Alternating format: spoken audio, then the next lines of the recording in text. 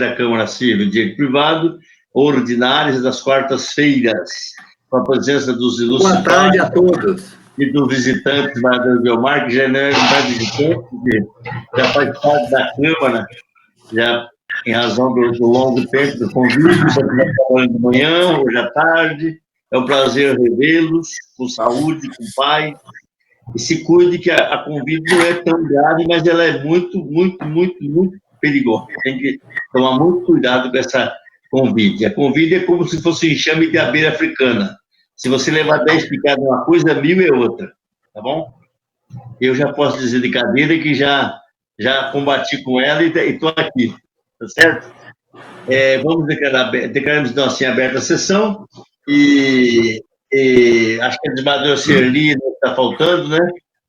Então, acho que não tem, não. O desembargador Rubens. Ele não apareceu? Rubens é o convocado. Eu estou entrando em contato com ele, desembargador Dirceu. A gente vai dando andamento, tá, desembargador Guilmar? Ele está entrando, porque nós temos uma sessão agora. Não, enquanto a gente entra, a gente dá 10 passos na frente. Vamos embora. Vamos embora. Então, ficam anunciados os adiados a pedido do relator pelos motivos justificados dos autos, 148, que inclusive tem pedido de citação oral, e os pedidos de vista do 133, 134, 135, 139 da pauta. Retirados de pauta o 53, o 60 e o 113, e há inclusive pedido de sustentação oral, e os 150, tá? Então, retirados 53, 150. Ficam deferidas as sustentações orais nos processos 142, 143, 144, 146, 153, 25, 92, 18, 98, 107 e 87 do PJE. Nós faremos, eu tenho alguns projetos que eu estou impedindo, por impedimento, eu vou passar depois a palavra do Badalho aqui para os trabalhos, mas agora nós vamos começar já com os votos do doutor Gilberto, que já encaminhou o voto e são todos de acordo, segundo ouvi, não há divergência com relação ao voto encaminhados, e nós temos que pedir para que ele anuncie o resultado em lista. Doutor Gilberto, com a palavra para o resultado. Antes disso, a doutora Mara, em razão de que ela está com problema de áudio e vídeo, mas está com o áudio perfeito, consulte se há alguma modificação do parecer, ou se a senhora ratifica os pareceres escritos. Não, excelência, eu ratifico todos os pareceres. Então, já fica ratificado, se eventual recurso, constando em ato que a nobre procuradora ratificou os pareceres. Então, a palavra ao doutor Gilberto para anunciar os resultados do voto.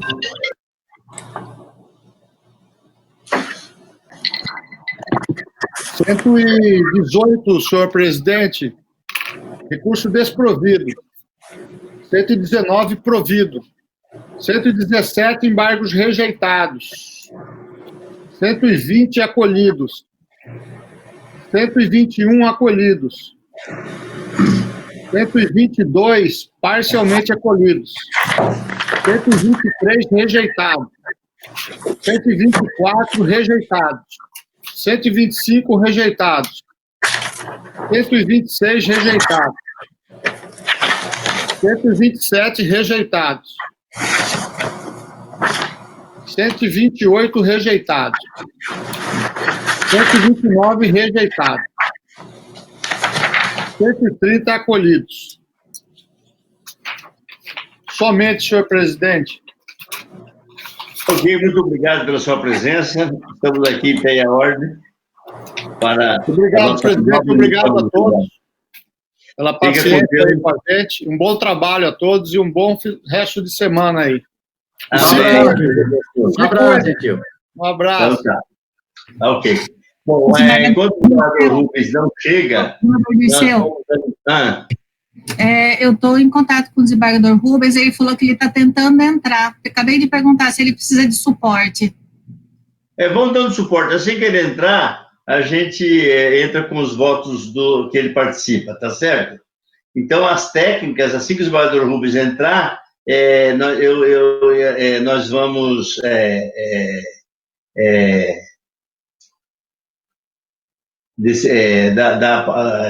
decidir técnicos.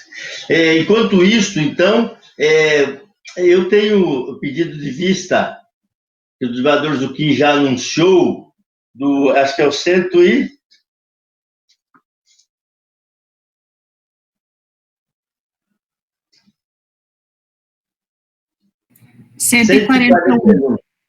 Bom, 141 já mandei cópia do meu voto para os senhores.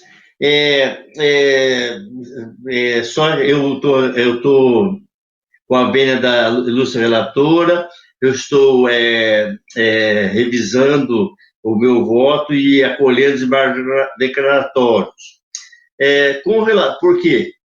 Neste caso, quando houve uma doação, uma venda, segundo a parte simulada do pai para o filho, não houve pagamento, as provas todas se convergem no sentido de que houve, sim, uma doação.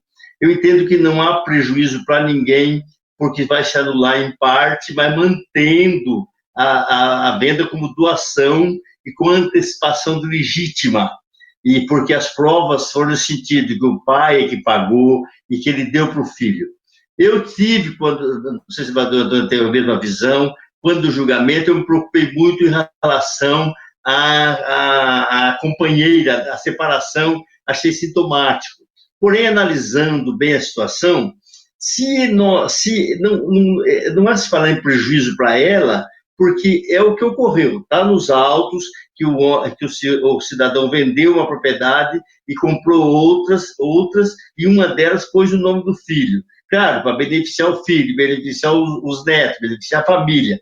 E que hoje, se nós não desnaturarmos, como fez o juiz, desprovermos recursos, o juiz consignou que houve a simulação, no entanto, manteve como doação. Por quê? Se a doação, de qualquer sorte, beneficia a família. Por quê? Porque vai ficar o bem na propriedade do irmão da pessoa, do autor da ação, vai ser descontado na legítima, na parte da herança, eventual, quando o pai dele se for, e os herdeiros serão beneficiados de qualquer sorte. Porque hoje não há se fala em beneficiar a mulher, porque realmente, se ficar como doação, ela não teria participação em eventual meação. Mas são fatos que estão nos autos, a prova de que realmente houve uma venda, uma disfarçada. Na realidade, tudo converge para a doação. Por isso eu peço vênias, desembargador Antônio, que é uma pessoa que estuda muito, tem muito critério, não estou dizendo que nesse caso não teve, são questão de pontos de vista com relação aos fatos e às provas. Eu estava também por esse caminho em função da cônjuge. No entanto, eu verifico que se mantiver a compra e venda, de qualquer sorte, um ou outro vai ser prejudicado. Se não prejudicarmos a cônjuge, vai prejudicar os irmãos e os outros herdeiros. Então, e os fatos narram caminho nesse sentido, de que houve uma compra e venda simulada, que não houve a principal implemento da compra e venda, que é o preço, né? Que não foi pago em razão disso. Mas é questão do ponto de vista, por isso eu entendi que houve, no meu caso ali, para prover esses embargos, que houve, nesse caso, no meu caso, no mínimo, uma contradição, porque são provas que estão nos autos e que eu sopesei de uma forma, ao meu ver, diferente do que o juiz sopesou. E agora peço ver da relatora para divergir nesse sentido. O desembargador Zucchini já adiantou que vai pedir vista em razão da divergência, está certo? Então fica adiado o julgamento de 141 em razão do pedido de vista do desembargador Zucchini, está certo? Desembargador Dirceu, só um minuto. Iraí, eu gostaria que você confirmasse se não está sendo retransmitido pelo YouTube a sessão. Eu tive informação que não está sendo transmitida, Iraí.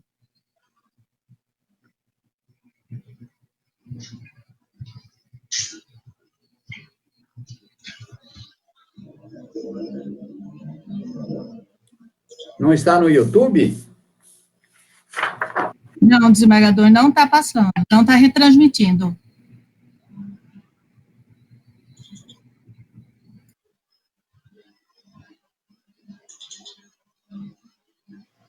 Dani, eu estou tentando entrar em contato com o Iraí. Ok, Kátia, obrigada. Mas até o doutor Gilberto passou, o que ele votou, está no YouTube, né? Desembargador, eu não tenho certeza, porque eu recebi essa informação, já tinha encerrado a votação dele. Quem vai poder responder é o Iraí só. Pois é, mas o pessoal da TI... Pois não.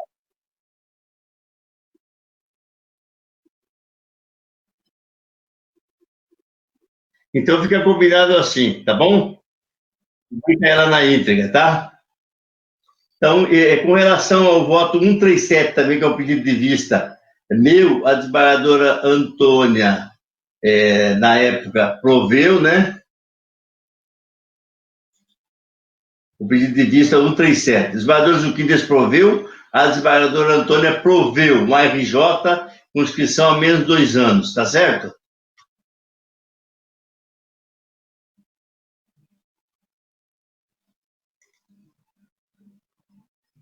Eu estou votando, deixa eu procurar aqui agora.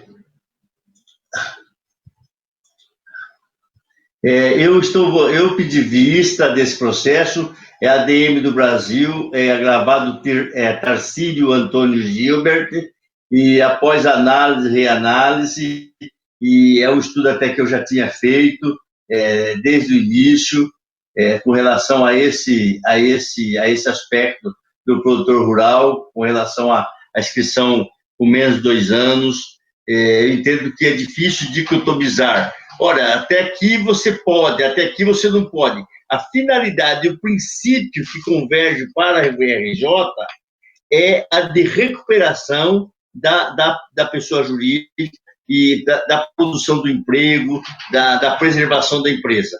Então, essa dicotomização ficou difícil. Híbrido, você é meio empresário e meio pessoa física, produtor. Então, tem que chegar a um termo. Ou tem inscrição, basta inscrição com produtor rural na junta, ou tem que ter esse prazo de 2 anos para a fase depois, posterior. E eu estou a dizer que realmente a lei fala em 2 anos como produtor rural. A inscrição na junta é mera formalidade. Como tem decidido, o STJ ainda está meio divergente desse assunto, e eu estou, então, pedindo vênia à divergência, e em consonância com o parecer, estou votando com o doutor relator pelo desprovimento do recurso, que é esse caso do 137, tá certo? Então, fica anunciado o resultado por maioria, nos termos do voto do relator, tá certo? Desprovido.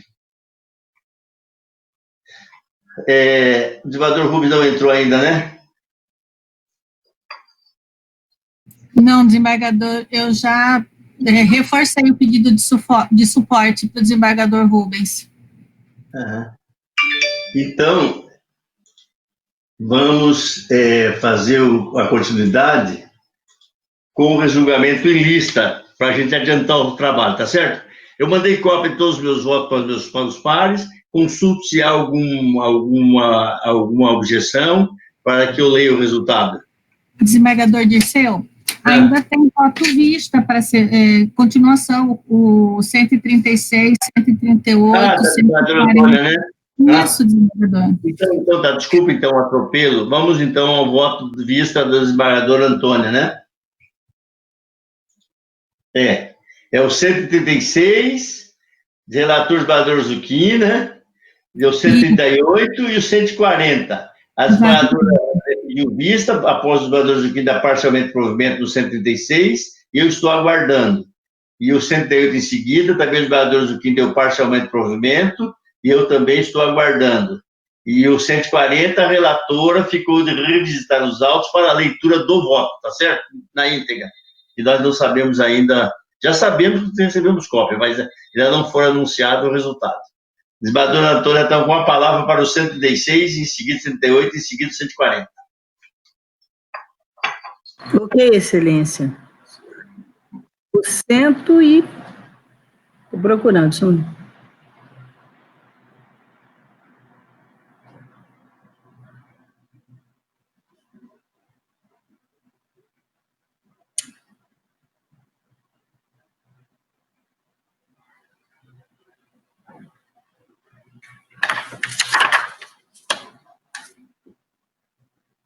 O 138, Excelência, o 138, eu estou divergindo do relator, que é o desembargador Zuquim, e dando provimento ao recurso, porque, no caso, eu verifiquei tratar-se, além do índio, de ser idoso e de ser analfabeto, dentro daquele entendimento, já esposado no voto que encaminhei a vossas excelências. O desembargador Zuquim está falando? Não, né? Não falou. Tá. Então, o desembargador Zuquim deu parcial provimento, certo? Isso. E eu estou dando provimento. A senhora está dando provimento ou negando? Certo? Esse aqui é o 130. Não, foi para 136. Ele deu parcial excluindo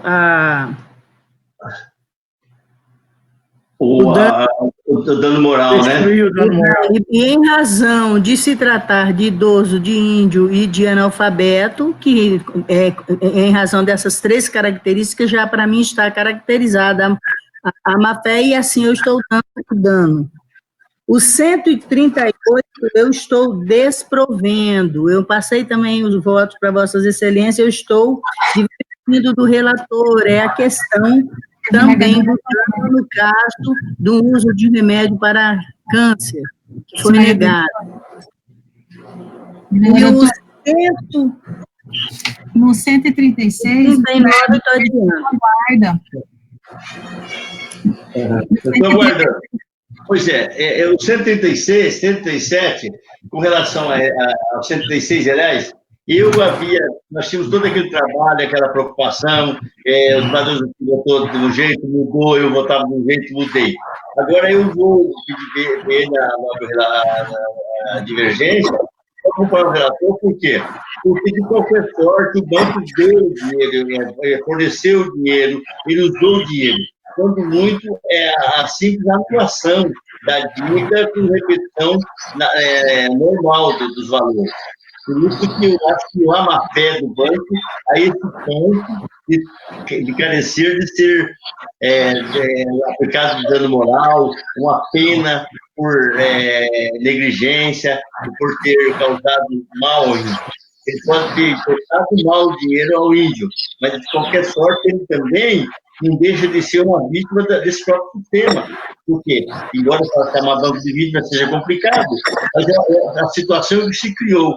Não há, pelo menos nos autos, uma situação de que o banco tenha construído isso com o intuito específico, especial, de causar mal ao índio, seja analfabeto ou não.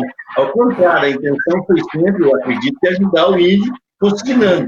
Apesar que dar dinheiro para analfabeto nessa circunstância estaria gerando um mal para ele. Mas por isso está sendo corrigido de modo simples, de evolução. Então, eu quero subir na relatora e vou acompanhar os badores aqui. Então, porque não está o resultado do 3 de 3, parcialmente provido do relator. 138, com relação ao medicamento, né? Isso. O deu parcial provimento com o dano moral, né? Isso. E você está dando dano moral, né? Estou dando dano moral. Nesse caso, eu pedi bem aos badores para acompanhar a excelência, porque realmente trata-se de saúde, remédio, quer dizer, tem que ter mais cuidado com esse aspecto. Eu sei que o remédio não faz com maldade, interpretação do contrato, nós poderíamos ter uma melhor orientação na hora de tratar com as coisas do remédio. não é em caso pessoal, mas eu mesmo já teve caso de pedir à Unimed exames e eles passaram por há 3 semanas. Tem coisa que não pode ficar auditando, audita depois, pergunta depois. Primeiro você dá o oxigênio para depois verificar se a pessoa respirou. E não ficar discutindo se ela precisa do oxigênio, porque se não der, morre. Então, aí consiste no moral. Ela pode até fornecer e depois pedir de volta, entrar com ação de ressarcimento e tal, mas não deixar de dar o medicamento e fornecer a saúde no momento adequado. Isso tem que ser veementemente proibido. Eu acompanho, nesse caso, no 138, a divergência. Tá? E o 140 é que Vossa Excelência não leu o voto. Não precisa ler. Só um momento. No 136 tem a técnica, por maioria, proveram parcialmente. Vai ficar técnica daqui 2 semanas. Isso. Com 138... e fica decidido. Tá. Isso. Pelas minhas anotações do 138, o professor falou que tem voto divergente. O 138 tem os votos do senador Juquim, que é parcial. O senador Antônia, que diverge, eu acompanho o senador Antônio, 138, tá certo? Certo. Então, também é técnica. O 136, então, fica instaurada a técnica para a sessão oportuna. Ok. O desembargador Rubens já está na sala, tá? Vamos continuar aqui, senador Antônio, só para concluir. 140, senador Antônio, só, porque a Vossa Excelência já começou, né? Só o resultado, porque teve vista, tudo, e Vossa Excelência pode ver o voto. Pode anunciar a emenda.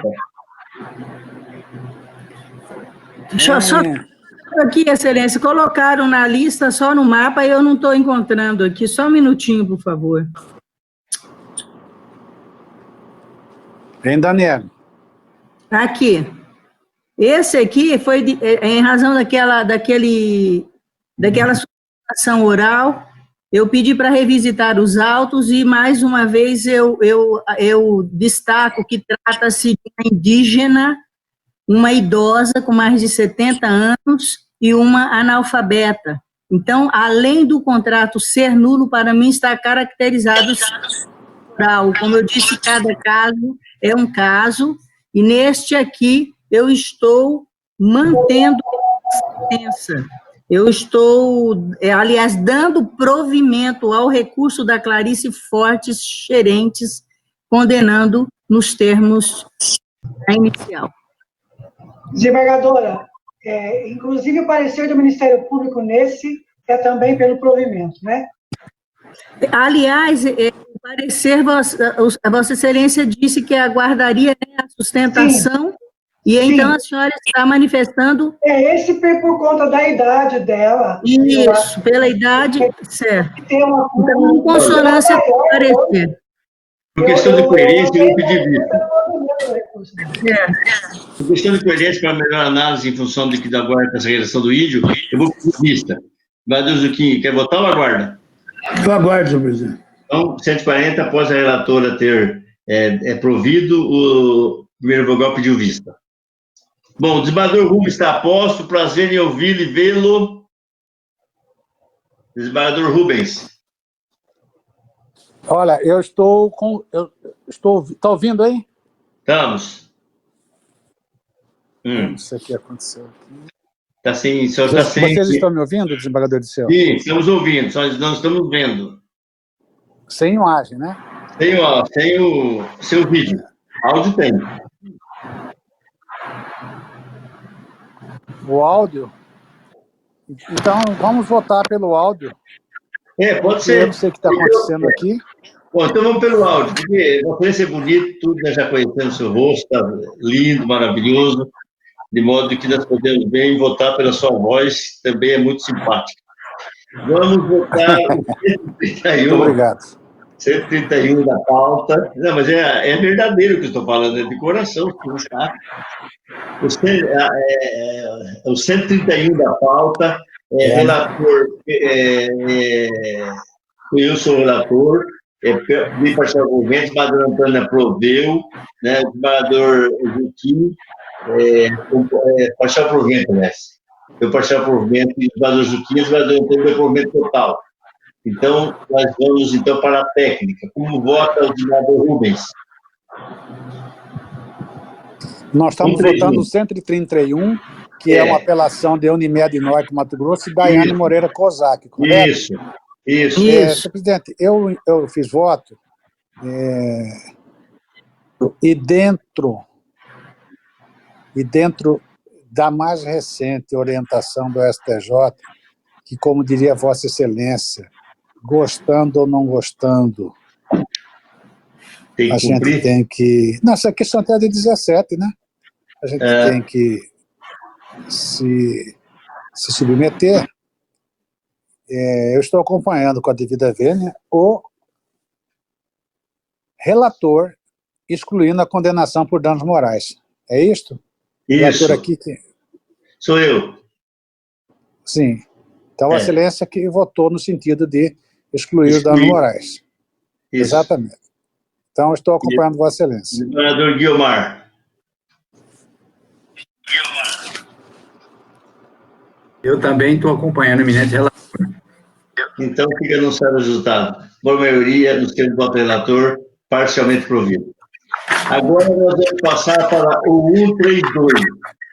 O 132, o relator é o desembargador Juquim, mas com o provimento falado que o desembargador por mim. A desembargadora Antônia desproveu. Como vota o desembargador Rubens? Também encaminhando o voto escrito, aqui a situação trata-se de cooperado, de usuário de plano de saúde,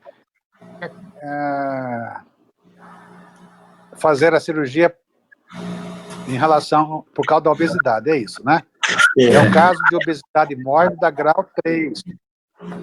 Então, como relatado, a empresa alega que não há nenhum ato ilícito que autorize a indenização por danos morais, porquanto a negativa de cobertura decorreu da própria normativa da Agência Nacional de Saúde. E aí, sim, eu trago nesse caso aqui uma decisão monocrática do STJ de Lavra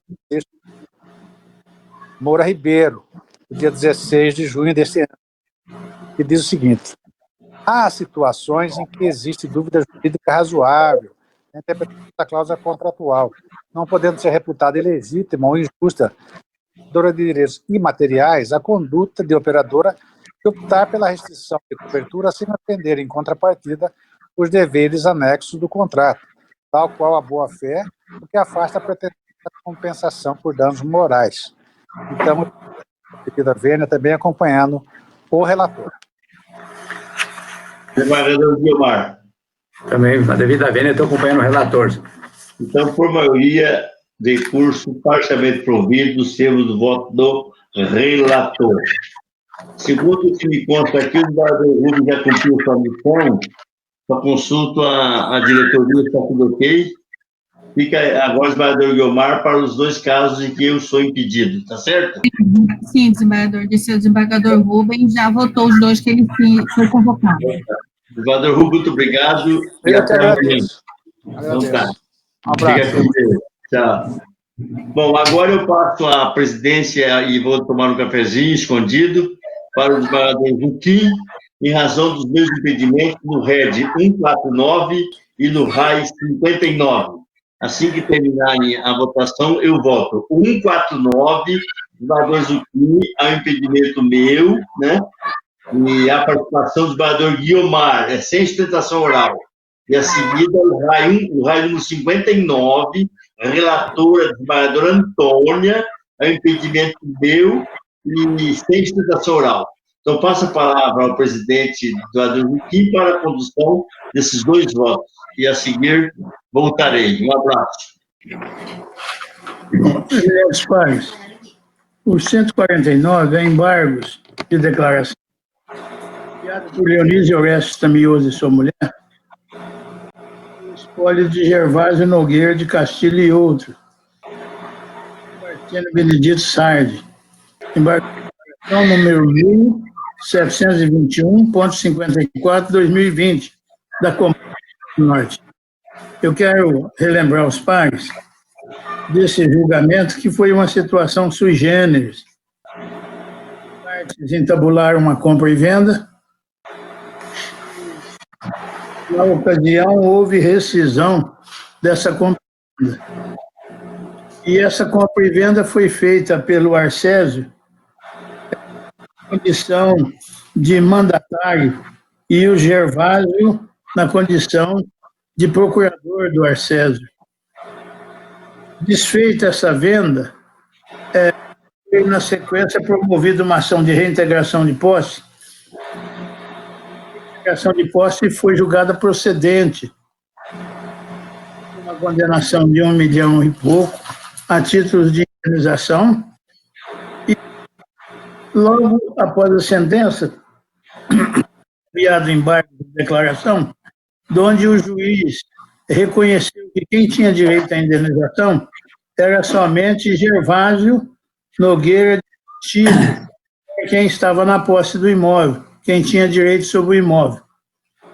E esse processo subiu para o Tribunal de Justiça, o tribunal excluiu a condenação por indenização e manteve a reintegração de posse nos moldes da sentença, que determinou fossem os autores reintegrados na posse.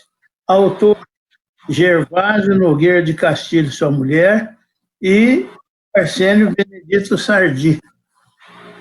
Essa sentença transitou em julgado.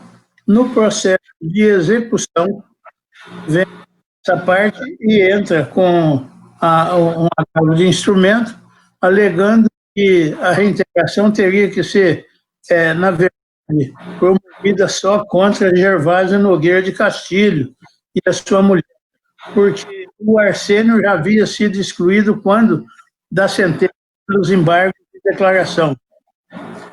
Eu conduzi voto no sentido de que o dispositivo final da sentença, que não foi alterado pelos embargos de declaração, determinou que a reintegração fosse feita aos autores. Os autores eram Gervásio Nogueira de Castilho e sua mulher e Arsênio Benedito Sardi. Pois bem, nessa decisão, foram os dois embargos. Os embargos de Leonísio Orestes Tamioso apontaram a existência de erro material, porque não consignou que essa rescisão de contrato de compra e venda havia sido enviada pelos vendedores, quando, na verdade, foi enviada pelo comprador. Então, esse é o erro material. Isso, na verdade, mesmo com esse erro material, não alteraria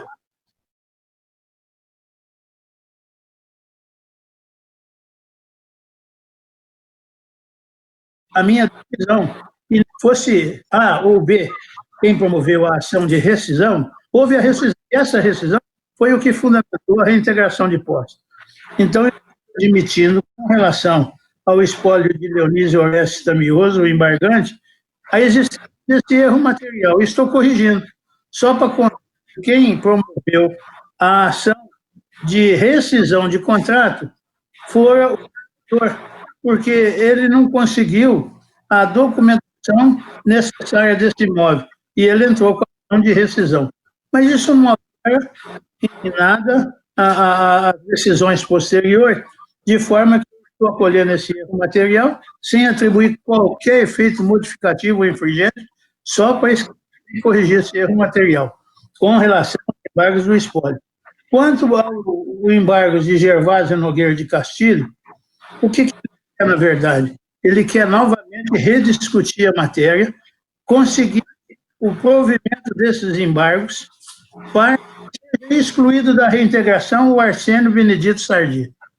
Essa foi muito bem já esclarecida quando eu proferi o meu voto. O que ele pretende, na verdade? O rejulgamento daquilo que já foi julgado. E eu, com base nisso, eu estou rejeitando os embargos e estou trazendo o voto comentado nesse particular.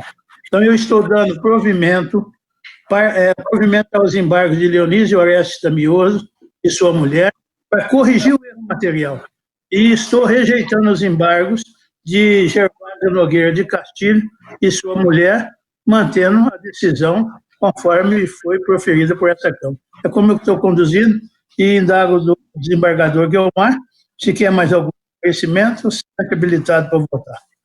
Estou de acordo, senhor presidente. Desembargador Antônio.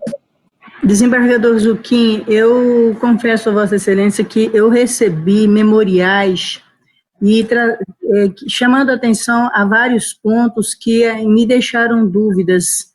E eu vou pedir vênia a Vossa Excelência para pedir vista desses embargos e dar uma examinada com mais vagar. Tá, então, julgamento adiado em razão do pedido de vista da desembargadora Antônia. Depois que for acolhidos os embargos de Leonísio Orestes e negado provimento aos embargos do espólio de Gervásio Nogueira pelo relator, acompanhado pelo primeiro vogal. Então, julgamento adiado.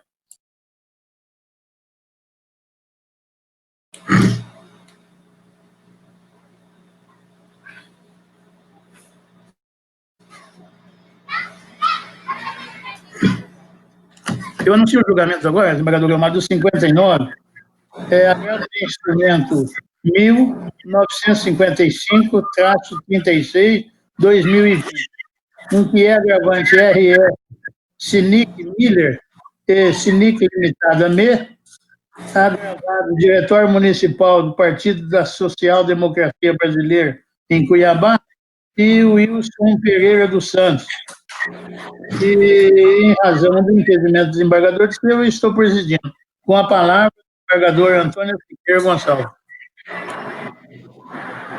Excelências, eu encaminhei voto deste agravo, é um agravo em que a liminar foi deferido efeito suspensivo, quando excluíram o Wilson Santos dessa execução. E agora, se me permitem ler a emenda, se necessário for, ainda mais o desembargador Guiomar, eu leio o voto. A emenda é a seguinte: agravo de instrumento, ação de execução, serviço de publicidade eleitoral, executados citados, ausência de pagamento ou oferecimento de embargos à execução, penhora parcial de bem móvel e negativação em órgãos de restrição ao crédito, termo de confissão de dívida lavrado pelo diretório, exclusão do candidato com procedimento apenas em relação à agremiação política, impossibilidade, dívida de campanha eleitoral, responsabilidade solidária, recurso provido. Como vota o desembargador Guiomar? Estou de acordo.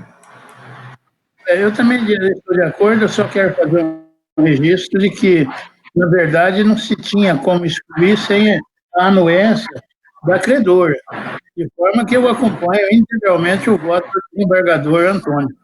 Então, eu anuncio o julgamento, recurso provido, à unanimidade nos termos do voto da relatora. E devolvo a palavra ao eminente desembargador presidente, desembargador Dirceu. Então tá, o desembargador Guiomar também já cumpriu a missão, acho que não tem mais nenhum voto, desembargador Guiomar. Consulto só a diretoria, está tudo ok? Está tudo ok, desembargador, não tem mais nenhum, não. Desembargador Guiomar, muito obrigado, descanso, eu sei que trabalhou até agora, de manhã, a manhã inteira, e descansa um pouco, e saúde. Até amanhã, né? Até amanhã cedo.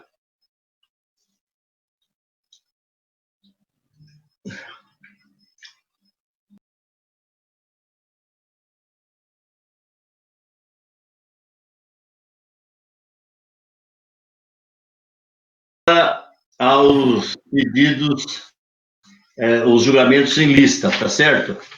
Em razão de que não havendo mais preferência de desembargadores na sessão, de técnicas, eu comunico às partes, então, que conforme mandei os votos, vou ler o resultado.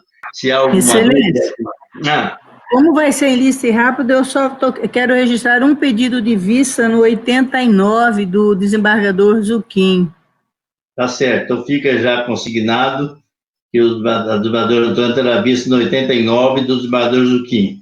E eu já fico consignado que, independente de qualquer coisa, vou aguardar. Certo? Então tá.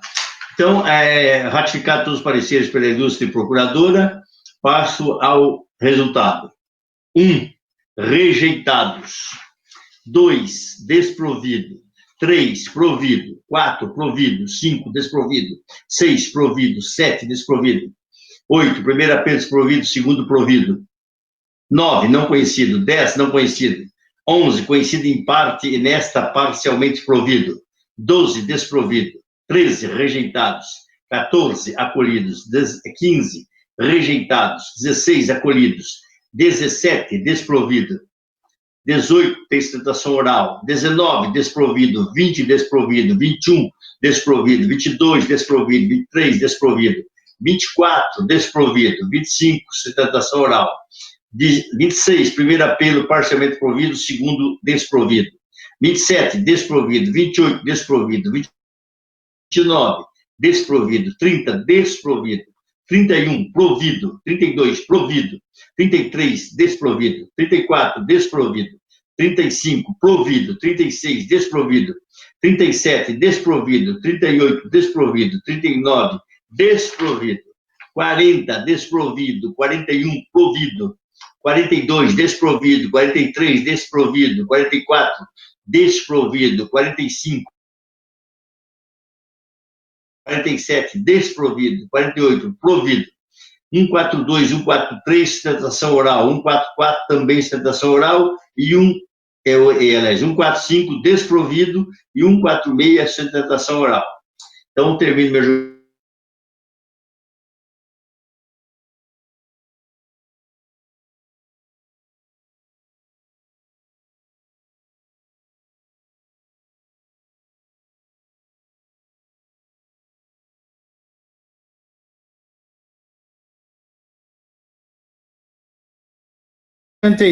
Provido, 86 provido, 88 desprovido, 89 provido em parte, com pedido de vista da desembargadora Antônia, 90 provido, 91 provido, 93 acolhido, 94 rejeitado, 95 embargos do autor acolhido parcialmente sem efeito infringente, embargos da Energisa rejeitado, 96, embargos rejeitados.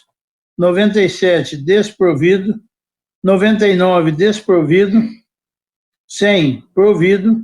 101, desprovido. 102, provido. 103, provido. 104, provido. 105, desprovido. 106, acolhido em parte. 108, rejeitados. 109, provido em parte. 110, desprovido. 111, desprovido. 112, desprovido. 113, eu só quero registrar que há um pedido de suspensão desse julgamento que eu indeferi e estou dando provimento no 113. 114, desprovido. 115, desprovido. 116, desprovido.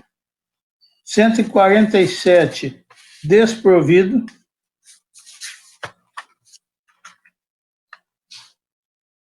150, retirado de pauta. 151,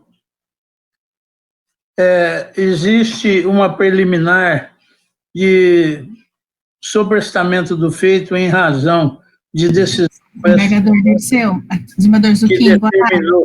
Desembargador Zuquim, o 113, o senhor anunciou no início do julgamento que o 113 é retirado.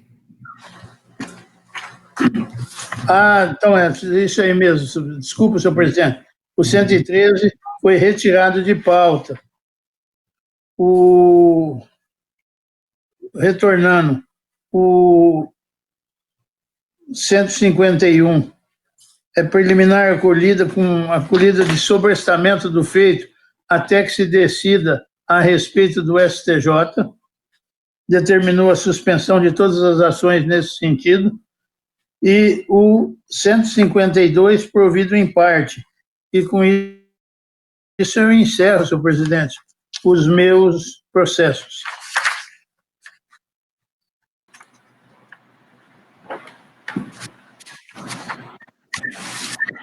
Ok? Governador Antônio, então, né? Isso, excelência. Legal. 2 processos físicos, 1 e 2, embargos rejeitados. Agora para os eletrônicos, 49 rejeitados, 50 rejeitado, 51 recurso provido, 52 desprovido, 53 foi retirado de pauta, 54 desprovidos, 55 desprovido, 56 providos parcialmente, 57 desprovido, 58 desprovido, 59 provido, 60 retirado de pauta, 61 parcialmente provido, 62 provido, 63 provido, 64 desprovido, 65 desprovido, 66 parcialmente provido, 67 desprovido, 68 desprovido, 69 rejeitados, 70 rejeitados, 71 rejeitados, 72 desprovidos, 73 desprovido, 74 desprovido, 75 parcialmente provido, 76 rejeitados, 77 embargos da seguradora acolhidos sem efeitos infringentes e da autora rejeitados, 78 rejeitados, 79 desprovido, 80 desprovido, 140 provido e 153 sustentação oral aguardando. Excelência, assim eu termino os meus limites. Então agora vamos passar aos processos com sustentação oral. Vamos começar pelo 142, do qual eu sou relator, e já anuncio que, tratando-se do mesmo assunto, vamos julgar em conjunto o 143. Então, a doutora Gils Leides Gonçalves Merino e doutora Alice Bernardete Parra Merino, do 142, tá certo? Estão presentes? Estamos. Quem que vai para a sustentação oral? A Alice Bernardete. E a doutora Gisele vai só acompanhar, né? Gisele está acompanhando. Então tá, então a senhora já pode começar, porque já tem o relatório encaminhado às partes. Vossa Excelência pode começar. Excelente senhor presidente da terceira Câmara, senhora procuradora, senhores desembargadores. A apelante busca a reforma da sentença que julgou improcedente a ação de reconhecimento de união estável pós-mortem e também da ação de inventário e partilha. Né? A apelante, ela foi casada com o senhor José Antônio Parra Merino de 95 a 2009. Separou-se de fato em 2009. Em janeiro de 2010, ela conheceu o falecido senhor João Luiz Biasati, e com ele iniciou um relacionamento que logo a seguir, mas muito próximo mesmo, começaram a conviver em união estável, né? Em razão disso, ela buscou o divórcio, né, em 25/6 de 2010, porque eles tinham a intenção de oficializar essa união. A sentença foi proferida em 20/4 de 2012, e o que a gente observa é que na sentença, a valoração dos testemunhos. A testemunha Cidriane, ela relata nas suas declarações que ela conheceu o casal convivia com o casal, inclusive quando foi tomar posse no concurso como professora do Estado, como a companheira do senhor João Luiz também tinha passado no mesmo concurso, ele que as levara para Cuiabá, que as acompanhara em todas as repartições públicas, e também destaco aqui o testemunho do Tearles, né, da testemunha Tearles, porque não se foi considerado o relato dele na íntegra, porque em seu testemunho ele relata que conheceu a apelante no final de 2012, que fora à casa dela a convite do falecido João Luiz Biasati, e lá conheceram e fora apresentado como esposa. E que, a seguir, ele passou a frequentar, fora várias vezes na residência do casal, que verificou e pôde observar em supermercado várias vezes o falecido com a filha caçula da apelante em compras no supermercado. Também o Luiz Fernandes, no seu depoimento, ele diz que prestou serviço ao casal nas suas horas de folga, porque era vigia da escola em que trabalhava como professora apelante, e lá prestou serviço de marcenaria por quase um mês, e que lá quem pagou todos os serviços, e no período que ele esteve lá, o casal convivia como se marido e mulher fosse, e quem pagou os serviços fora o falecido, e também nós verificamos que as declarações juntadas no processo dos empregados do seu João Luiz Biasati, que não puderam comparecer em audiência, porque todos, na atividade que exerciam, prestam serviços fora do Estado, por isso que foram colhidas declarações. E nessas declarações, todos relatam que conheciam a apelante, sabiam que essa convivia com o senhor João Luiz Biasati, e que este a apresentava a todos como sua esposa, e que nas férias, nos feriados, eles viajavam junto, quando a professora Jucinéia Apelante estava de férias, viajavam juntos. Então, entendemos nós que as provas não foram valoradas. Outra coisa também que verificamos que não se valorizou é que o seu João Luiz Biasati, ele teve internado por 19 dias, e quem acompanhou toda a internação dele, ficando no hospital, e todos os cuidados que ele teve, uma vez que era portador do HIV, que ela não tinha conhecimento e só tomou conhecimento após, quando ele ficou muito mal, e o trouxe para Cuiabá e descobriu que ele era portador do HIV.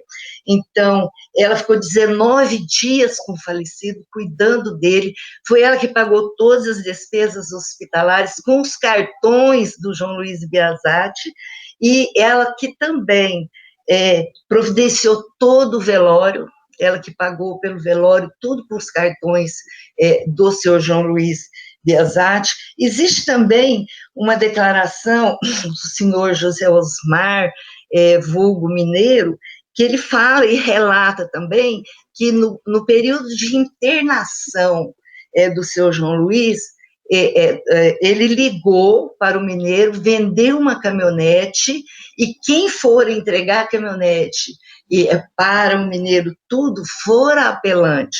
Tanto é que ele fala que conhecia a apelante, sabe que o João Luiz lhe falava que era sua esposa, que convivia com ele em união estável.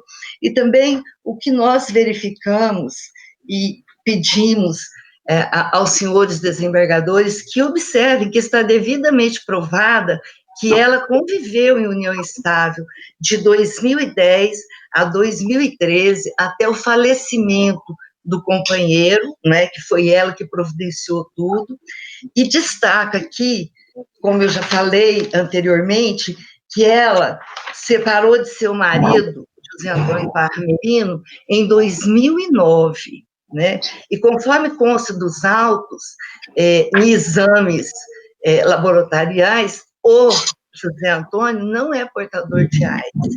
E logo a seguir, ela teve esse relacionamento, começou em janeiro de 2010, com o seu João Luiz Biasati. E a partir daí, né, os dois convivendo junto, mas ele nunca mencionou para a Jucinéia que era portador do HIV. Tanto é que hoje ela é portadora, né, tem que se deslocar todo mês para Cuiabá para tomar o coquetel, e para isso tem gasto, porque uma viagem de Araputanga a Cuiabá se gasta em média R$600, isso sem considerar se tiver despesa de hospedagem. Então, a vida dela, em razão disso, tomou novos rumos. Também as suas filhas hoje, em razão de tanto gasto, em razão dessa incidência, dessa doença também, sofreram as consequências de tudo isso. Então, não se observou nessa sentença o drama, né, que foi imposto à apelante em razão dessa união estável que manteve com João Luiz de 2010 a 2013, totalmente comprovada nos autos. E tanto que, aí eu questiono, excelências, será possível que uma simples namorada, como quiseram fazer crer, teria acesso a todos os cartões de crédito, cartões de débito do seu João Luiz Biasati, teria as senhas como ela teve, e foi ela que pagou todos os débitos hospitalares e de velório? Seria possível, então, que essa seria uma simples namorada? Impossível, porque o que se comprova é que ali havia uma relação de confiança, havia uma união estável, e que os dois conviviam como se marido e mulher fosse. Por isso, nós reclamamos a todos os desembargadores e ao senhor relator que reforme a sentença e que dê a ela o direito aos bens e, quiçá, uma pensão dividida com a mãe do falecido, em razão do INSS, para que ela possa também ter mais conforto, porque a partir dessa união ela tem muita despesa para o recebimento do coquetel. E termino por aqui, agradeço, foi um prazer estar aqui nessa Câmara, muito obrigada. Pois é, obrigada, senhora, tá certo?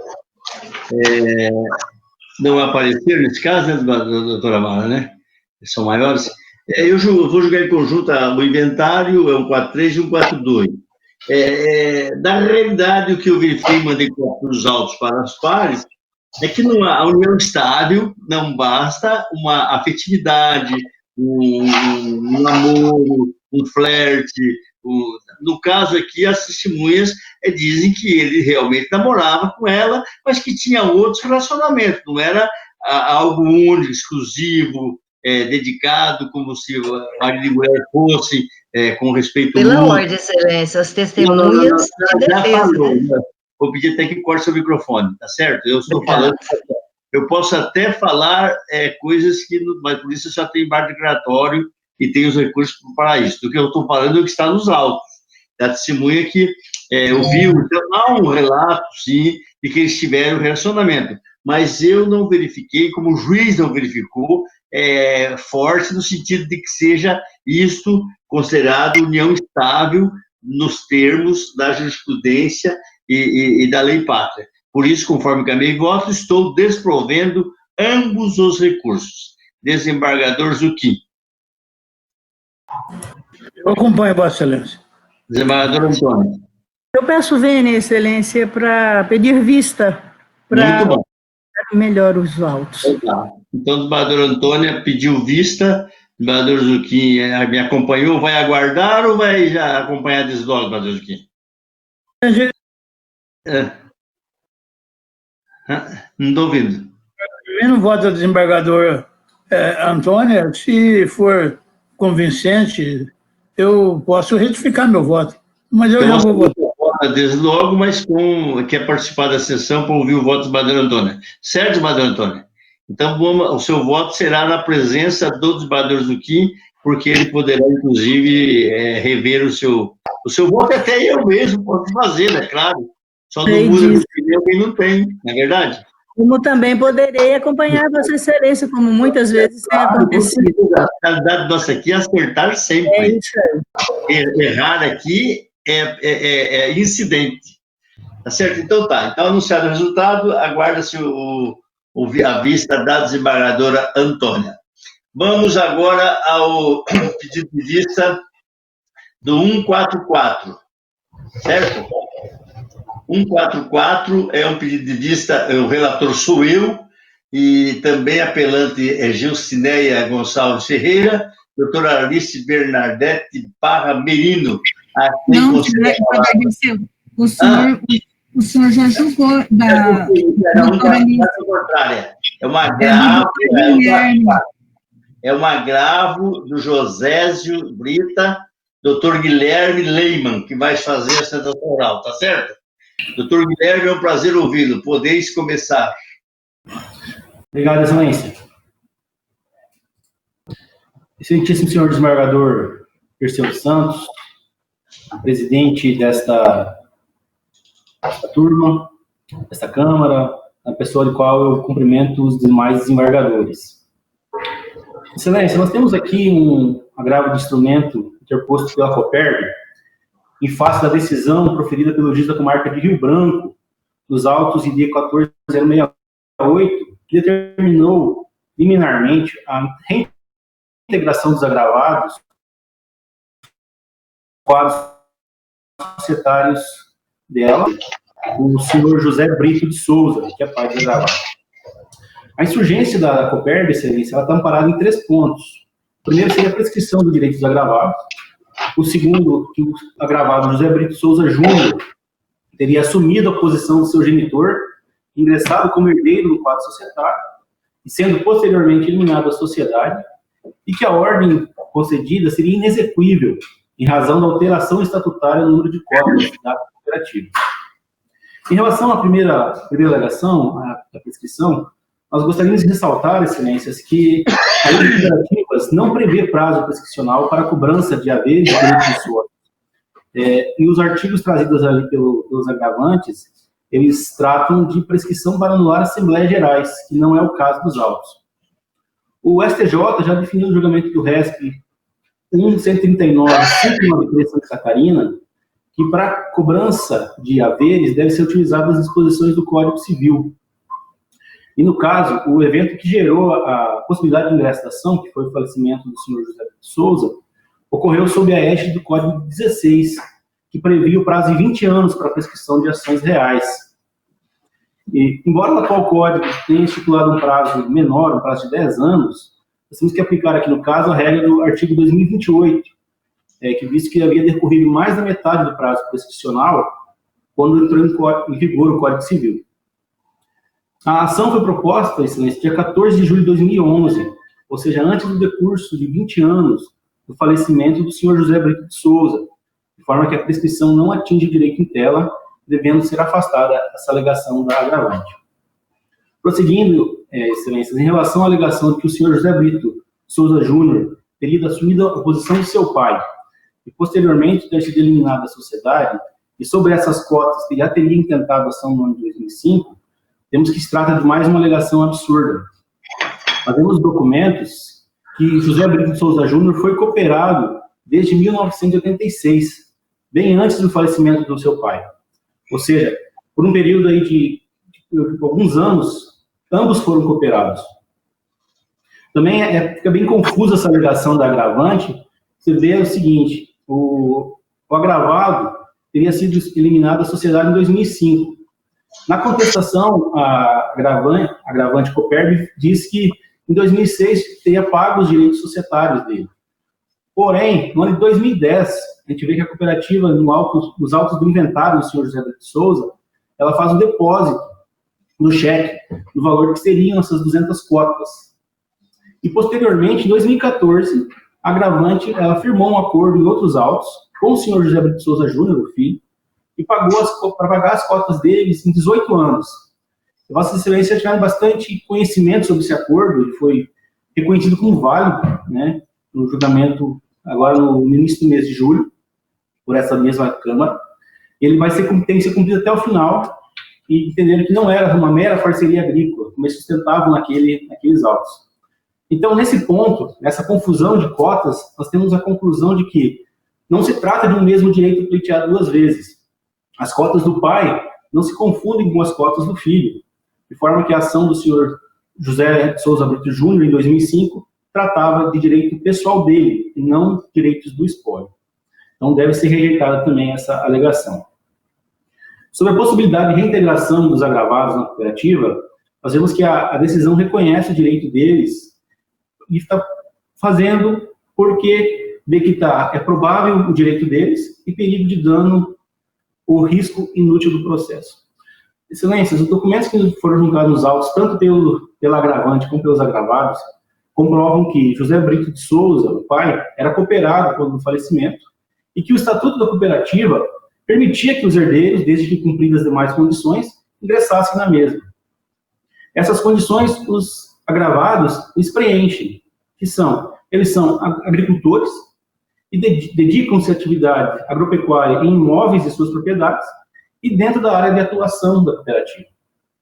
Uma discussão que se tem seria sobre a quantidade de cotas, que quando foi formada a cooperativa, o senhor José Brito de Souza integralizou 250 mil cotas, e atualmente esse número de cotas seria menor, em torno de, eles pegam base no ano 2000, que seriam 20 mil cotas. Ocorrem, excelências, que quando ele integralizou lá no começo, ele correspondia a 11,23% do capital da cooperativa. E as 200 cotas que foi depositada no inventário, elas são irrisórias, elas representam apenas o capital de 1% da cooperativa. É certo, importante frisar, que até a ocasião do falecimento, nós temos várias atas juntadas nos autos, o aumento de capital, ele sempre foi feito de forma proporcional ao volume de cotas de cada associado. Nós pegamos, pós o falecimento, atas subsequentes também indicam que outros associados que ingressaram desde o começo não tenham integralizado mais capital. Então, mantinham a mesma porcentagem. A gente pega, por exemplo, o senhor Osmar Antunes de Oliveira, na criação da cooperativa, ele integralizou capital menor que o senhor José Brito de Souza, 200 mil cotas. E em 2000, que é o patamar que a agravante usa, ele aparece com 3.500 cotas, que equivaleriam a 17,7% do capital. Desde 81 até 2000, a gente não vê nos autos que ele tenha integralizado mais cotas ou integralizado mais porcentagem. Então, excelência, assim, ainda que tenham ocorrido mudanças no estatuto, diminuindo o número de cotas e aumentando o valor unitário de cada delas, a porcentagem investida inicialmente pelo senhor José Brito de Souza, que é o pai dos agravados, deve continuar sendo a mesma no início, que corresponde a 11,23% das cotas da cooperativa, que ele possuía à época da mudança do estatuto.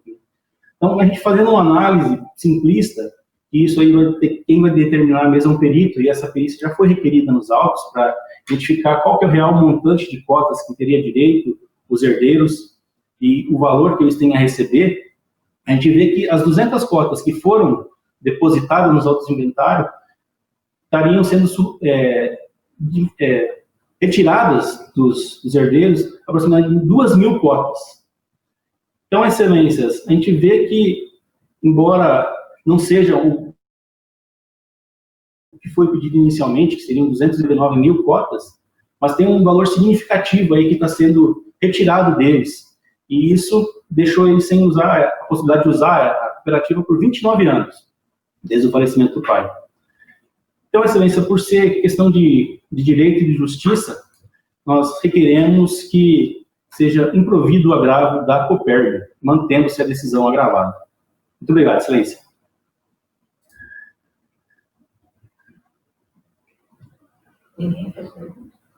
Certo. Bom, eu encaminhei voto aos pares sobre esse aspecto. Na realidade, nós já temos um outro processo que as partes alegam de expendência com relação ao Brito, né, seu Brito, e a advogada Antônia até foi relatora. A verdade é que aqui, nesse caso, essas matérias todas não foram ainda objeto de análise pelo juiz a prescrição, a dispendência, e até o próprio mérito da causa. O que se está discutindo aqui é que o juiz deferiu uma liminar dando as cotas para ele. E, na época, eu mantive a liminar,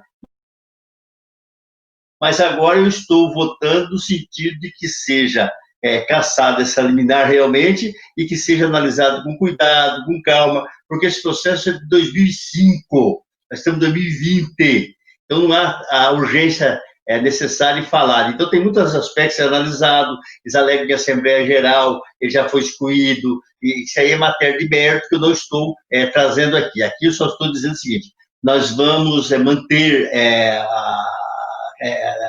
revogar a liminar para que seja regularmente processado, instruído e, ao término disso, sim, julgado com calma, porque não há o perigo mormente, dado todo esse tempo e nessas circunstâncias que se está a narrar com relação a outro processo, a número de cotas.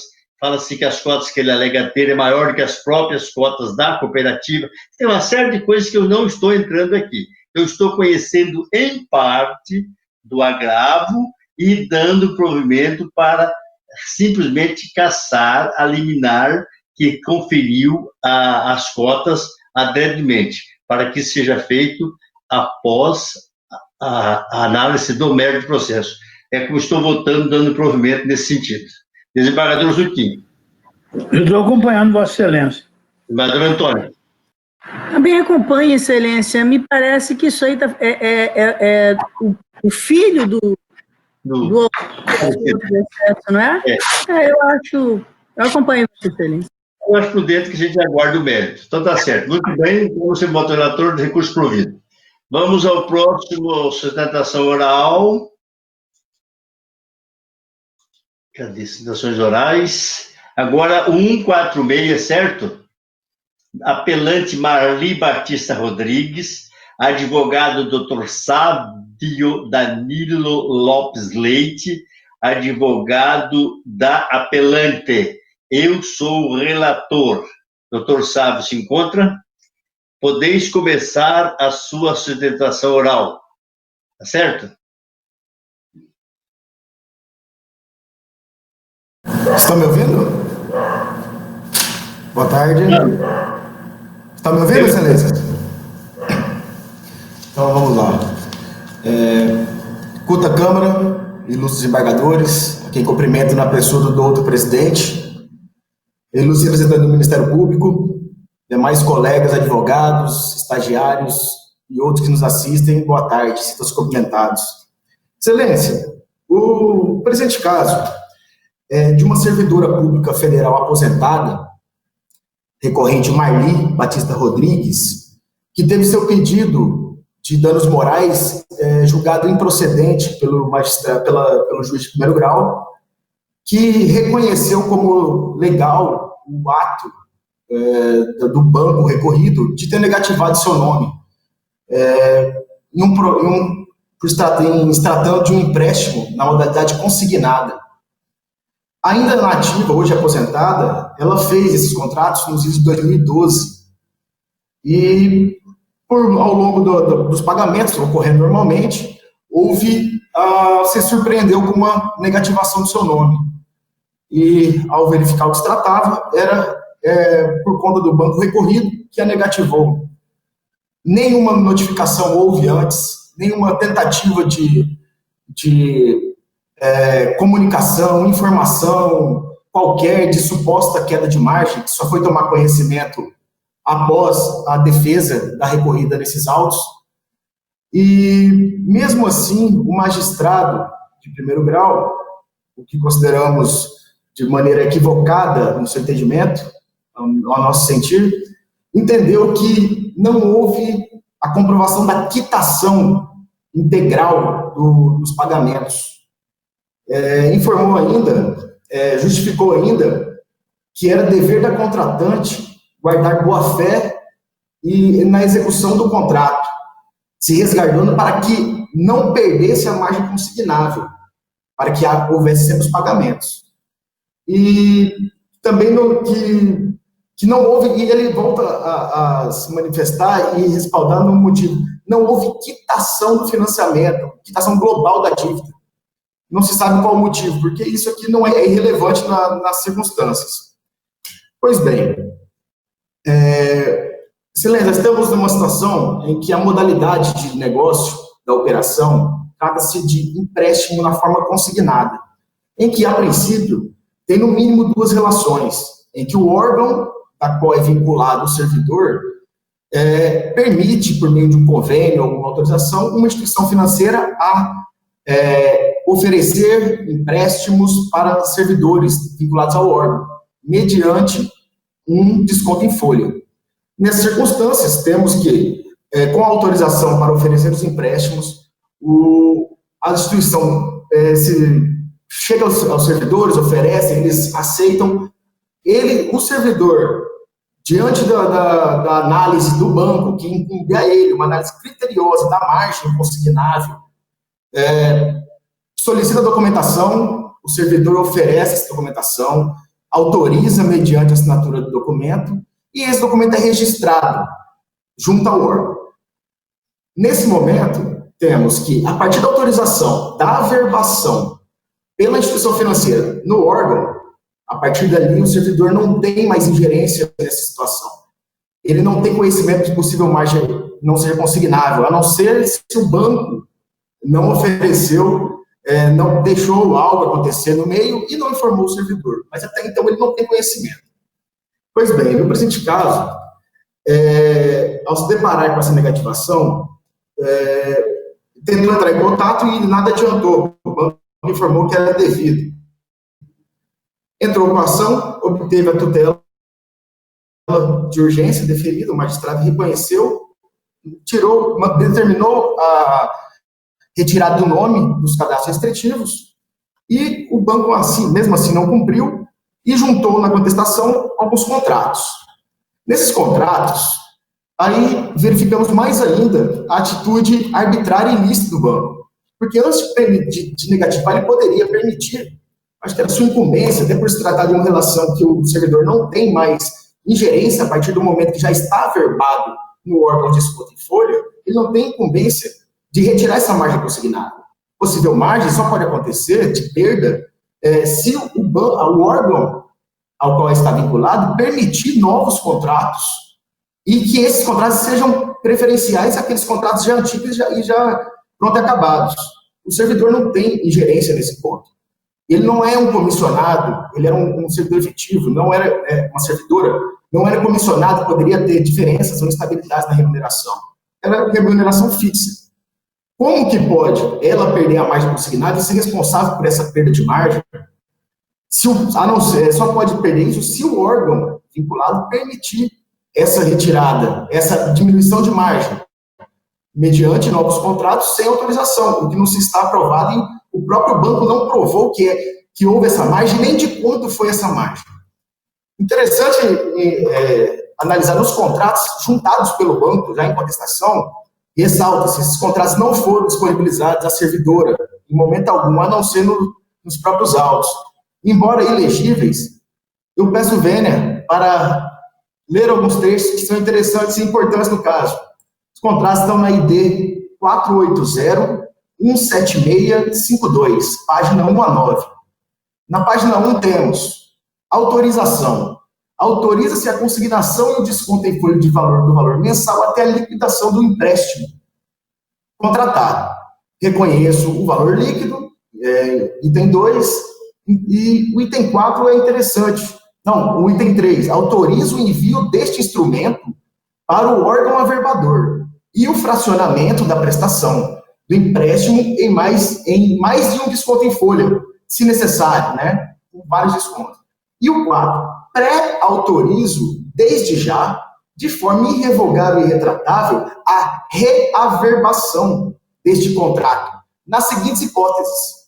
E dentre as hipóteses, a 4 é que nos interessa, na ocorrência de redução de minha margem consignável, nas condições da cláusula 4. E sexto desse termo.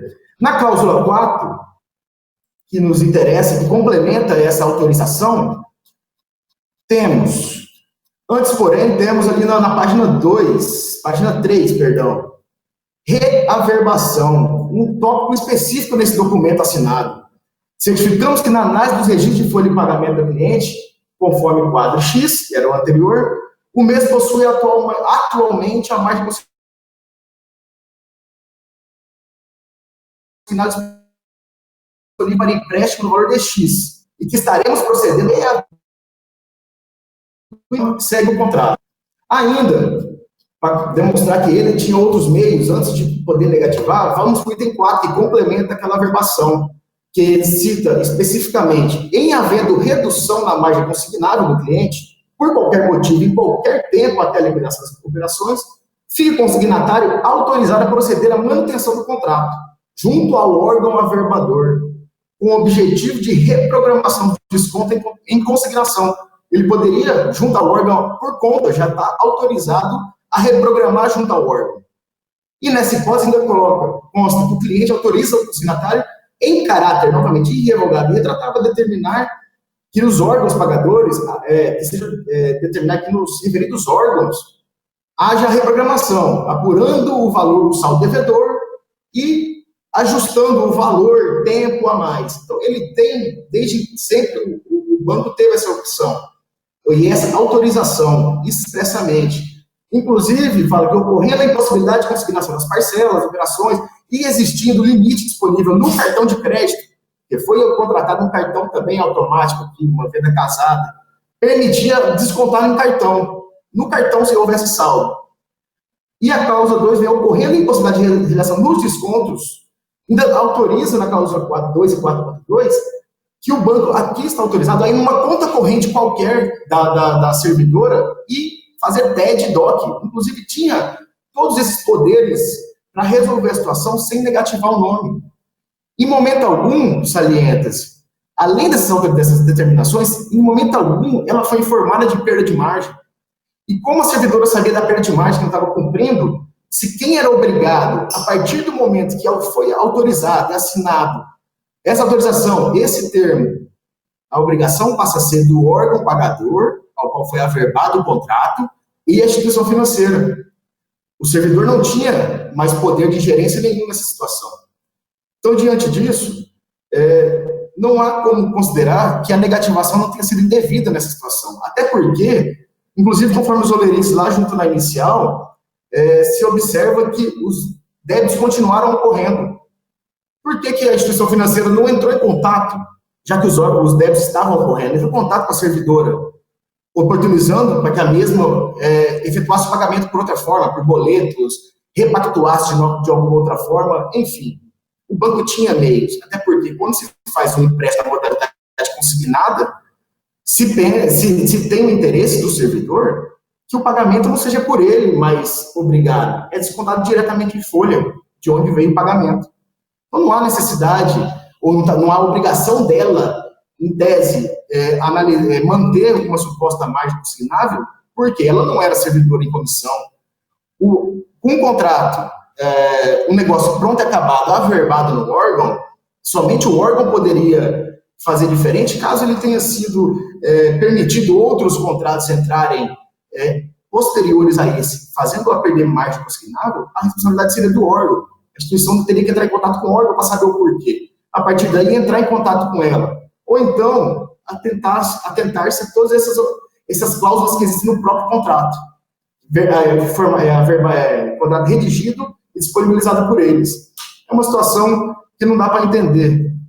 Diante dessa situação, entendemos e pedimos vênia para discordar do magistrado de primeiro grau, por entender que houve um equívoco na sua conclusão de que a obrigação era da servidora, quando a mesma demonstrou que estava ocorrendo os pagamentos, inclusive os posteriores, conforme o Lerite juntados na inicial, e que o banco negativou, sem informar qual razão, sem informar qual motivo, nem mesmo informou qual que era a margem consignável, margem disponível, atualmente, nem a época. Não há qualquer informação do banco, ele se juntou telas unilaterais, onde demonstram supostos 3 contratos, mas que um era uma renegociação de outro.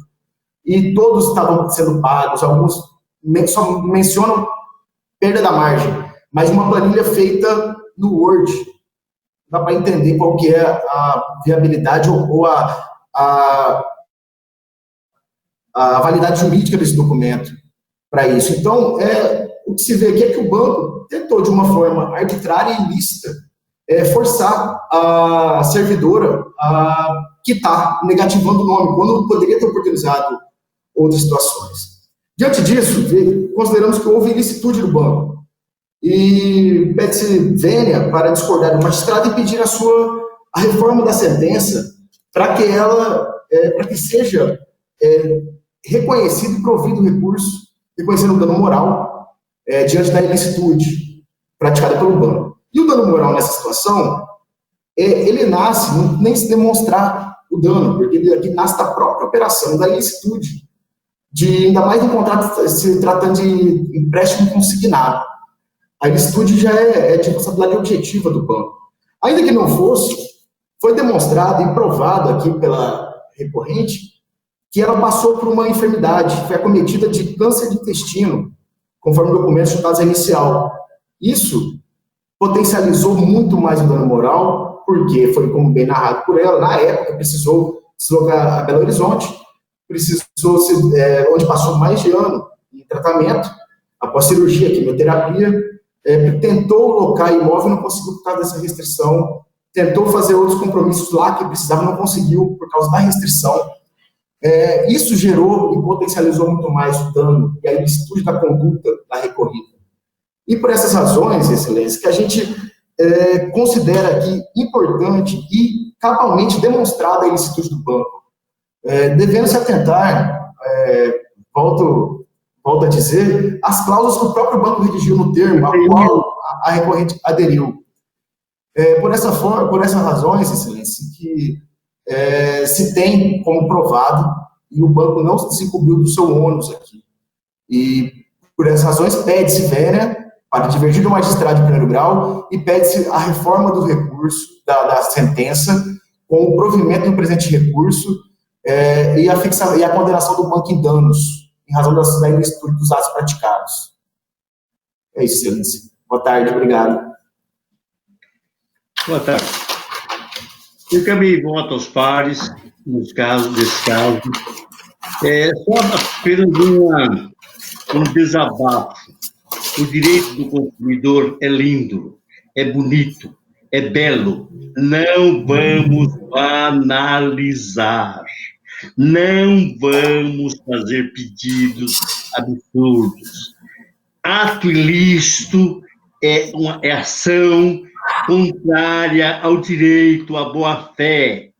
Se no caso específico houve uma consignação a mais, ainda que o banco tenha ou por erro concedido, isso vem em benefício da própria. E a própria parte tem dever moral, obrigacional, de saber qual é a sua margem. Até concordo quando a parte está precisando de dinheiro e tal, se oferecer, ela pega. Mas daí depois vir cuspir no prato que comeu, pedir dano moral por aquilo, por ação sua, isso é o fim da picada. O direito é lindo, a advocacia é mais linda ainda, o advogado é brilhante, é excelente, é ótimo, quando ele nos olhos defende uma causa defensável, algo bonito de se ver do direito, mas não se pedir absurdos de ato ilícito do banco que concedeu um empréstimo, não recebeu, ainda quer receber dano moral. Para mim, em pés os contrários, é o fim da picada, é um absurdo, Eu estou desprovendo o recurso com todas as vênias e dizer que o direito do consumidor é sagrado. Se o banco errar, se ele fizer qualquer coisa errada, qualquer pessoa, o dano moral tem que cravar fundo, sempre depende disso. Mas não podemos banalizar. Qualquer dano, seja moral. Pode até ter sofrido um dano, sim, mas do empréstimo que ela fez, que ela assinou, não pode pagar? Tem câncer, é isso? Ótimo. Ótimo no sentido de que, não dizer, mas digo assim, Tá ok. Há um plus na vida da gente, é incidentes. Mas ainda querer receber do banco algo ilícito, me perdoe se penso em contrário, mas o direito não é isso. A nossa legislação não fala sobre isso. E a advocacia é muito brilhante. E o advogado deve defender o defensável. Sem mais delongas. Conforme caminho e votos, estou desprovendo. Senador Zucchini. Eu acompanho Vossa Excelência. Senador Antônio. De acordo. Unanimidade, desprover o recurso. Muito obrigado. Boa tarde.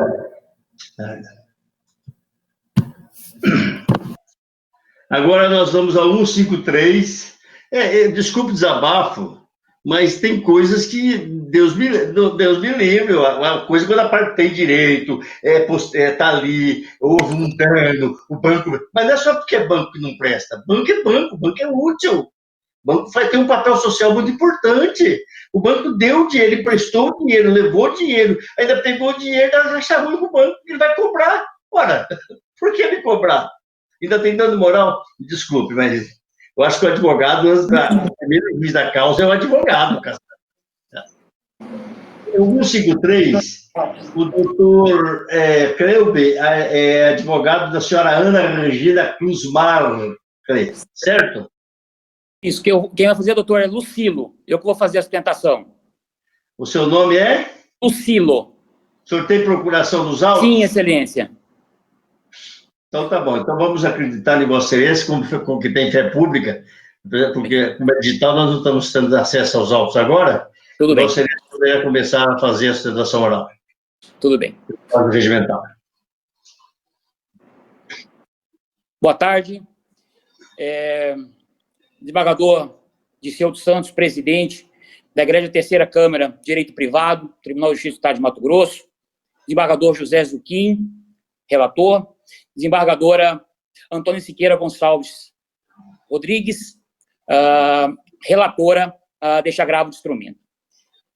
Excelências, houve o indeferimento da tutela recursal do agravo, e justamente a partir deste momento do indeferimento que começa uma grande discussão. Por qual motivo?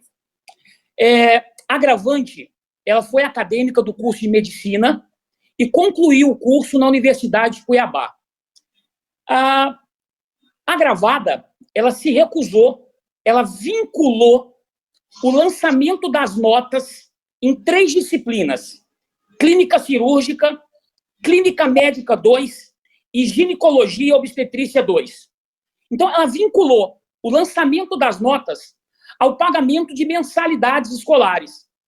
Acontece que o valor cobrado pela agravada é totalmente desproporcional e equivocado, porque ele está cobrando valores em que a agravante já adimpliu. Então, ela vinculou durante todo esse tempo, né, ao lançamento das notas em relação ao pagamento das mensalidades. Ao acontecer a interposição do agravo de instrumento e acontecer o indeferimento por parte da desembargadora Antônia, ela intimou a agravada a manifestar nos autos. Diante desse pedido de informação, o que fez a agravada? A agravada, então, simplesmente manifestou nos autos, dizendo que a agravante era beneficiária do FIES e não cumpriu os aditamentos, omitindo todas as demais informações. Porém, a agravada, a partir desse momento, ela lança no sistema da faculdade o histórico escolar, bem como as notas que ela tinha se omitido ao lançamento. Então, ela lança tanto o histórico escolar como também a declaração de conclusão do curso, né? Aí isso consta no ID 47707-467 e no ID 47707-468. Então, a grande situação é que, a partir deste momento, tanto o histórico como a declaração já encontram-se nos autos.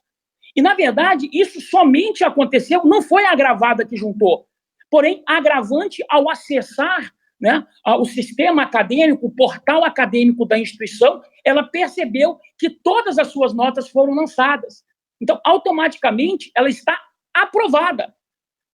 Diante disso, diante de todo o prejuízo causado, diante de toda a cobrança, né, diante de toda a cobrança indevida que ela está sendo cobrada, foi impossível adimplir todas as mensalidades em atraso, por um único motivo: eles estão cobrando valores acima de R$100 mil que ela não deve, em face de toda omissão e desorganização, né, da parte agravada. Então, houve, então, a declaração de conclusão do curso, ID 47707-468.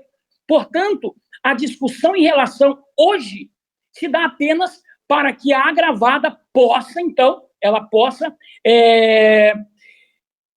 conceder, outorgar o grau extemporâneo no prazo de 24 horas e entregar o diploma agravante, para que ela possa, então, realizar a sua inscrição no CRM e poder realizar o seu sonho profissional, exercer a função de médica.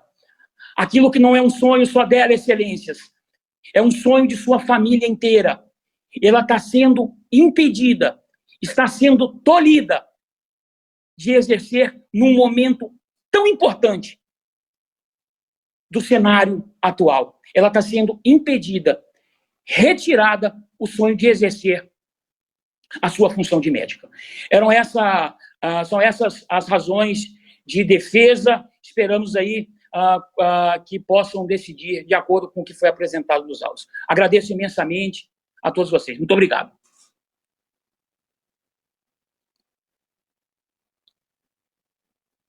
Pois, Antônio. Bom, excelência, primeiramente eu quero cumprimentar o delegado, dizer da satisfação de vê-lo, que lembro dele jovem, menino, é filho da nossa colega desembargadora Erotides, e o parabenizo pela sustentação. Muito obrigado, doutor. Eu já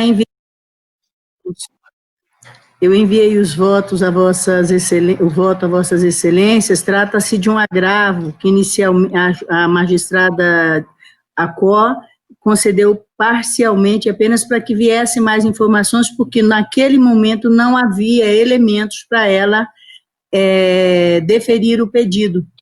Houve o agravo, eu neguei o efeito requerido, e agora, após esses fatos, vieram novos elementos que eu entendo que devem ser submetidos e apreciados pela juíza Acó, e por isso eu estou negando provimento do agravo, como consta do voto, excelência. Entendo que é matéria de mérito da ação e que com esses elementos certamente a juíza chegará a uma conclusão definitiva. E mais uma vez os meus cumprimentos ao Macedinho. Muito obrigado. No filho do caso não conhecido o agravo por supressão de instância, se nós definirmos, nós entraríamos no mérito. Se está tendo a prova de lá, que a juíza primeiro analise, eu penso que nós poderíamos não conhecer do agravo por supressão de instância. Não sei. O que me ocorreu agora, em razão do que Vossa Excelência falou que a juíza deverá analisar as provas, tal. Então, se nós não desprovermos, nós estaríamos julgando, digamos, pelo menos parcialmente, esse mérito, essa questão que ele coloca aqui, com relação à colação de grau extemporânea, impedimento de conclusão do curso, inadimplência e notas abaixo da média. Quer dizer, matérias que... E que você está dizendo que só não é o caso do liminar, né? Não estou ouvindo. Quando eu neguei alimentar, eu estou mantendo, eu estou negando o provimento com base naquilo que foi submetido. Isso, entendi, está certo. Entendeu? O que veio depois tem que ser submetido. A preocupação é com relação a gente já julgar e depois essa matéria já está em julgar. Não é o caso, porque é o contrário. a juíza negou esses fatos e a senhora está dizendo que Porque não tinha esses elementos. Parece que os elementos para a decisão ao final. Para a decisão definitiva. Desculpa, é isso, para tentar de forma nenhuma, sempre melhorar é pior, mas agora eu entendi bem, estou de acordo. Tá certo. Também estou de acordo. Agora nós vamos julgar o 25. É uma apelação da senhora Isabela, o advogado doutor Rafael Henrique Cruz dos Santos, que acredito que vai declinar da sustentação oral após ouvir a decisão do meu voto, que estou desprovendo e encaminhei voto aos pares. Certo, doutor Rafael, entendeu? Eu estou pela Isabela. O senhor está desprovendo a apelação da MRV. O senhor está pela apelada. Eu estou desprovendo o recurso. Com os secretários do estilo, tá certo? Então, a unanimidade do recurso desprovido. De acordo. Tá certo. Vamos ao 92 da pauta. Do apelante Volmir Dracose e outros. Doutor José Zucchini, o advogado doutor Álvaro Luiz Pedroso, que também deverá declinar após ouvir o seu... Ele é advogado do apelante. Após ouvir o resultado, acredito que ele vai declinar.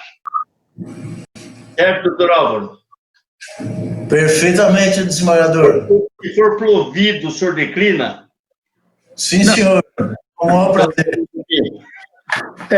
Eu estou provendo em relação a ele só, ao apelante. Né? É Romir.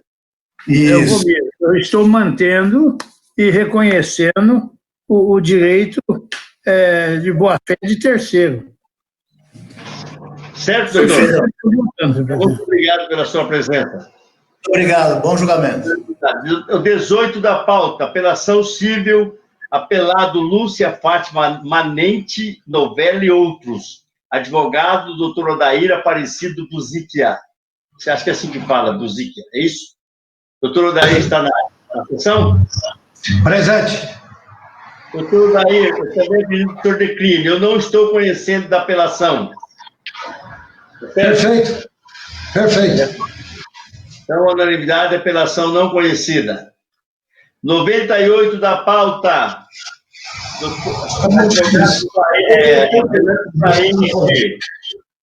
Advogado doutor Cláudio Stabile Ribeiro. Doutor Cláudio Stabile Ribeiro é advogado da Praenge, do desembargador Zucchini é o relator, como ele é advogado do apelante, Vossa Excelência está provendo, segundo as minhas anotações, que ele vai declinar. Certo, desembargador Zucchini? Perfeitamente. Eu estou dando provimento ao recurso sob o entendimento de que não restou demonstrado culpa da Praenge. Houve um aditivo e eu estou tomando por base o aditivo. E eu estou de acordo com Vossa Excelência, desembargador também. Doutor Cláudio, de acordo? Não estamos ouvindo. Não ouviu o doutor Cláudio, mas faz um positivo que já vale. Está de acordo? Boa tarde, excelências. Estou de acordo. Muito obrigado pela atenção. Então tá, um abraço. Fique com Deus. Nós vamos agora para o 107 da pauta. O desembargador Zucchini vai o advogado apelado Bradesco, com o companheiro de seguro, doutor Rafael dos Santos. E também acredito que vai declinar porque é advogado do Bradesco apelado. O desembargador Zucchini tem um voto... Senhor presidente, esse aqui ele fez inicialmente, eu quero esclarecer, um pedido de adiamento, porque ele pretendia fazer sustentação oral. Olha, a sustentação oral ele podia fazer nesse julgamento virtual, eu indeferi a retirada de pauta para julgamento presencial. E eu estou, conforme voto encaminhado, desprovendo o recurso, que é uma matéria já pacificada, é o direito de regresso seguradora fornecedora de energia. Então, eu estou desprovendo o recurso de energia. Recurso desprovido. Agora nós vamos para o 87 da pauta.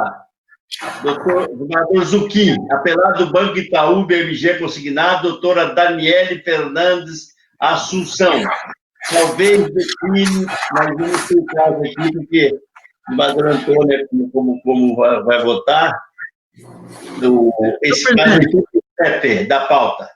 A doutora Michele me parece que é do Banco Itaú, BMG, né? Isso. Exatamente. Boa tarde, excelências. Boa tarde. Eu estou seguindo no raciocínio já manifestado anteriormente, de que, nesse caso, eu não estou encontrando qualquer vício na relação jurídica.